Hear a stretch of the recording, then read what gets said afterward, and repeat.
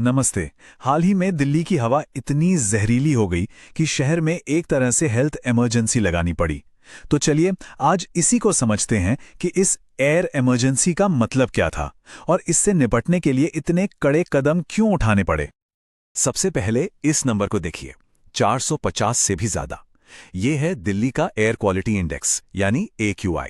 और यही वो खतरनाक लेवल है जिसने पूरे नेशनल कैपिटल रीजन में आप कह सकते हैं इमरजेंसी की घंटी बजा दी। इस नंबर का सीधा सा मतलब है कि हवा सीवियर प्लस कैटेगरी में है, जो हमारी सेहत के लिए बहुत ही खतरनाक है। हालात इतने ज्यादा बिगड़ गए थे कि अथॉरिटीज को इसे पब्लिक हेल्थ इमरजेंसी का नाम देना पड़ा।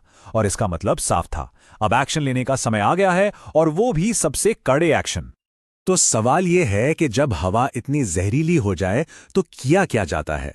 आइए सरकार के ऑफिशियल एक्शन प्लान को जरा करीब से देखते हैं।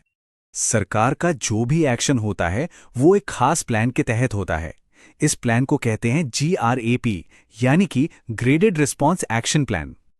अब ये GRAP क्या है, इसको एक सीढ़ी की तरह समझिए। जैसे जैसे हवा की क्वालिटी गिरती जाती है, वैसे वैसे इस प्लान का अगला और ज्यादा सख्त स्टेज लागू कर दिया जाता है। और जब AQI 450 के भी पार चला गया तो दिल्ली में सीधे स्टेज 4 लागू करना पड़ा। ये इस प्लान का आखिरी और सबसे सबसे सख्त लेवल है। तो जब ये स्टेज 4 लागू होता है तो शहर में असल में होता क्या है? इसका सीधा असर ट्रांसपोर्ट, कंस्ट्रक्शन और हम सब की रोजमर्रा की जिंदगी पे पड़ता है। तो सबसे पहली और सबसे बड़ी पाबंदी लगती है ट्रैफिक पर। और ये जाहिर भी है, क्योंकि गाड़ियों से निकलने वाला धुआं पॉल्यूशन की सबसे बड़ी वजहों में से एक है।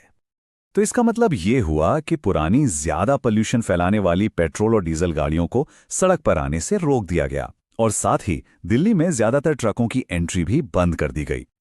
हाँ, लेकिन इसमें कुछ छूट भी थी, जैसे कि जरूरी सामान लाने वाले ट्रक या फिर जो गाड़ियां साफ ईंधन पर चलती हैं, जैसे CNG, इलेक्ट्रिक या फिर नए BS6 डीजल वाहन, उन पर यह पाबंदी लागू नहीं थी। गाड़ियों के बाद दूसरा सबसे बड़ा निशाना था पॉल्यूशन का एक और बड़ा सोर्स, कंस्ट्रक्शन और डिमोलिशन से उड़ने वाली धूल। अब ये वाला पॉइंट बहुत जरूरी है, क्योंकि ये दिखाता है कि स्टेज 4 कितना बड़ा कदम है। देखिए, स्टेज 3 तक क्या होता था कि जरूरी सरकारी प्रोजेक्ट्स जैसे हाईवे या फ्लाईओवर, उनको काम जारी रखने की छूट थी। लेकिन स्टेज 4 लगते ही सब कुछ बंद। हर तरह के कंस्ट्रक्शन और डिमोलिशन पर पूरी तरह से रोक, मतलब कोई छूट नहीं, कुछ भी नहीं। इन पाबंदियों का असर सिर्फ सड़कों और कंस्ट्रक्शन साइट्स तक ही नहीं रुका, इसका असर स्टूडेंट्स और ऑफिस जाने वालों की रोज की जिंदगी पर भी पड़ा। दिल्ली के सभी सरकारी और प्राइवेट ऑफिसों को यह ऑर्डर दिया गया कि वो सिर्फ 50% स्टाफ को ही ऑफिस बुलाएं।